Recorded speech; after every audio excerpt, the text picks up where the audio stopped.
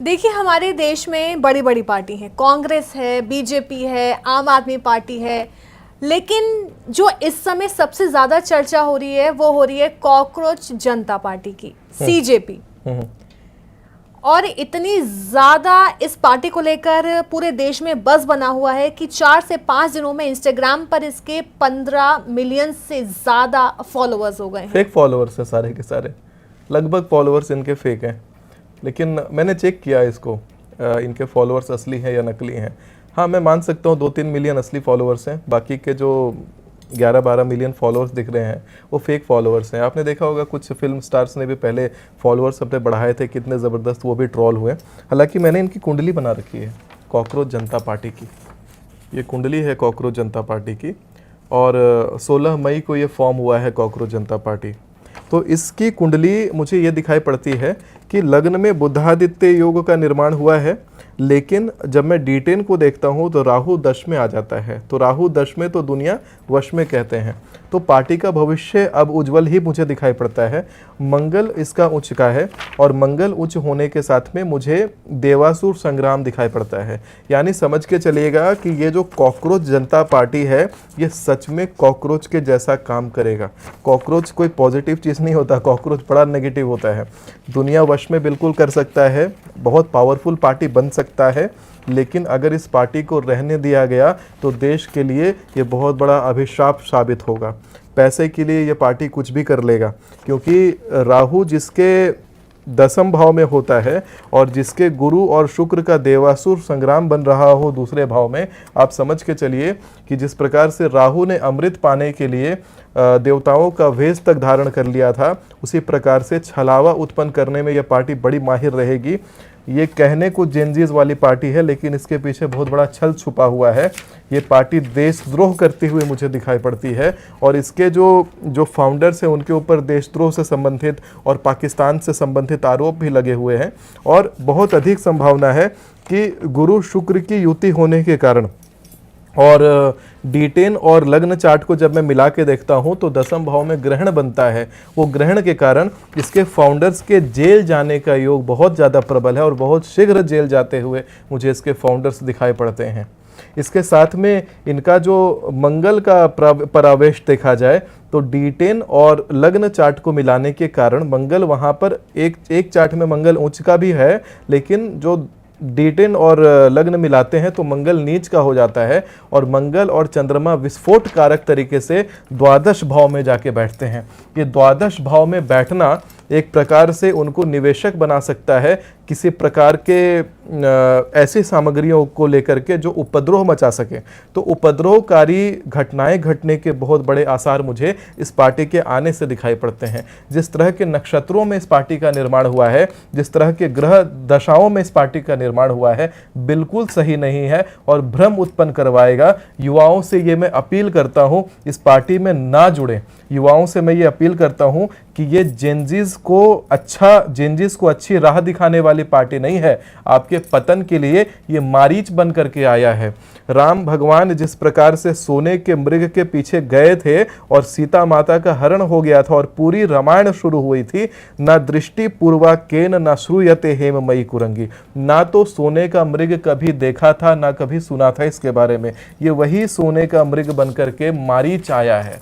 ये कॉकरोच जनता पार्टी मारीच है और इससे दूर रहना चाहिए, क्योंकि ये पार्टी आपको इस्तेमाल करेगी, आपका खुद का प्रयोग करेगी, जेनजीज का नाम प्रयोग करके छलावा उत्पन्न करेगी और पूरे देश के लिए अभिशाप साबित हो सकती है।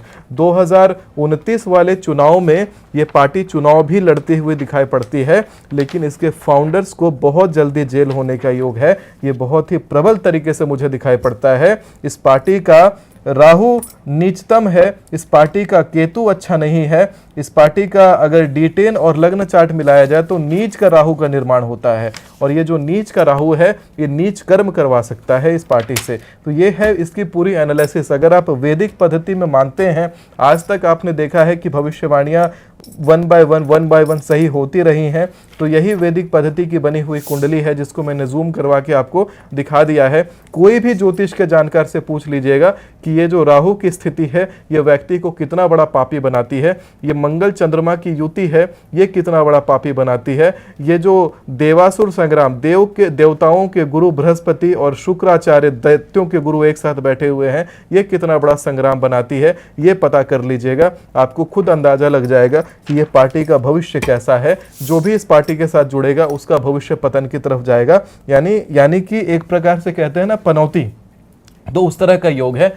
कई बार होता है कि आपके जीवन में कोई व्यक्ति आ जाते हैं तो जीवन में सब अच्छा होने लग जाता है, लेकिन कई बार ऐसा भी होता है कि जीवन में कोई खास व्यक्ति प्रवेश मात्र करने से आपका सारा बनता हुआ काम बिगड़ जाता है।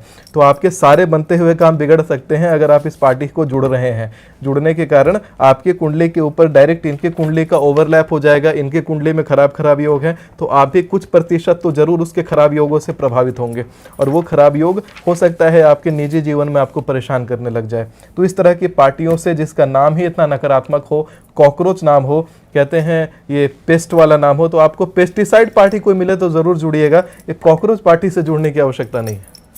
बिल्कुल, देखिए आपने तो खैर सब कुछ बता दिया है कि कैसे कैसे ये पार्टी होने वाली है, कैसे काम करेगी, इसके क्या संयोग बन रहे हैं। लेकिन एक बार फिर मैं आपसे सवाल करना चाहूंगी कि जो इसके फाउंडर हैं अभिजीत दीपके, वो बेसिकली महाराष्ट्र से बिलोंग करते हैं जिन्होंने ये पार्टी पूरी बनाई है, ठीक है। और जाहिर सी बात है ये पार्टी जेनजीज की है। आपने जेनजीज कौन है इसमें से? अभिजीत जेनजी है या इसमें एक और पाकिस्तानी आदमी है जो मैं देख रहा था कि इनके साथ आम आदमी पार्टी के लोगों के साथ में जो खूब फोटो मैंने देखा, जर्मन शेफर्ड के साथ मैंने फोटो देखा था। वो कौन सा जेनजी है? वो तो बुढ़ा है, अधेड़ उम्र का है। तो जेनजी तो मुझे कहीं से दिखाई नहीं पड़ता इसमें। वही मेरा सवाल था कि वो क्या जेल जा सकते हैं, क्योंकि उन पे आरोप बड़े हैं। बीजेपी अब लगातार कह रही है कि वो कॉकरोच जनता पार्टी नहीं, वो पाकिस्तान जनता पार्टी है। सही बात है, वो गलत नहीं कर रही है बीजेपी। यहाँ पे साफ है, ये जेल जाने का पूरा योग है। दसम भाव में ग्रहण बना हुआ है, भाग्य में ग्रहण है, जेल जाएगा वो आदमी। और देशद्रोह करने में भी पीछे नहीं हटेगा। मैंने शुरू में बताया कि पैसे के लिए कहीं भी गिर सकती है वो पार्टी। और इस तरह के जो लोग होते हैं, जेनजी कैसे हो गया? जेनजी का मतलब क्या होता है कि अगर आप 1998 के बाद जन्म लिए हैं तो आप जेनजी कहलाते हैं। वो कौन से 98 वाले हैं? ये सब 1985-84 वाले समय के सब लोगों ने बना रखा पार्टी, बूढ़े लोगों ने बना रखा है। तो कहाँ से जेनजी की पार्टी हो गई? फिर आपको भ्रमित किया जा रहा है कि युवाओं की अपनी पार्टी है।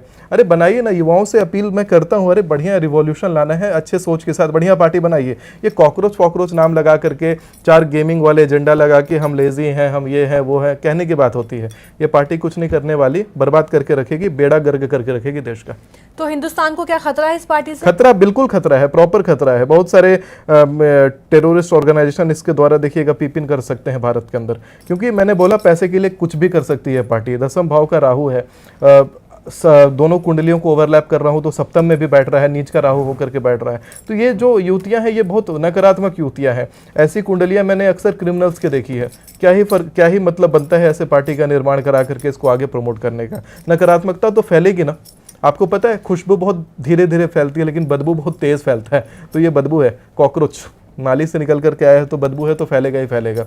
अब जो लोग हैं इस तरह की मेंटालिटी, कुछ एक बार के लिए हाइप लगता है कि नहीं कुछ नया आया है, लोगों ने इसको फॉलो कर लिया मजे में, इसका ये मतलब नहीं है कि लोग इसके फॉलोअर हो गए हैं या इसके अंधभक्त हो गए हैं। ये समझ के मत चलिएगा कि जिधर भेड़ जा रही है, जिधर भेड़ चाल चल रहा है हम भी उधर चल दें। सवाल उठाना शुरू करिए, हर एक चीज़ पर सवाल उठाइए, तभी जा करके आपको कोई कंट्रोल नहीं कर पाएगा। नहीं तो अगर एक आज नई पार्टी आती है, आपने एक नया ट्रेंड देखा, आप भी जुड़ गए तुरंत जाकर के, एक दिन के अंदर आपके भी माइंड में डिसीजन आ गया कि यही आपके लिए सब कुछ है, यही आपका कल्याण करेगा, तो आप समझ के चलिए कि बहुत हल्की पर्सनैलिटी है आपकी। इतनी हल्की पर्सनैलिटी लेकर के आप कैसे दुनिया में चल रहे हैं या कैसे आप आगे अपना भविष्य देखते हैं? इतना हल्का मत बनिए, थोड़ा सा भारी रखिए अपने आप को बना करके। इतना आसानी से एक्सेप्टेबिलिटी मत रखिए नई नई चीज़ों के।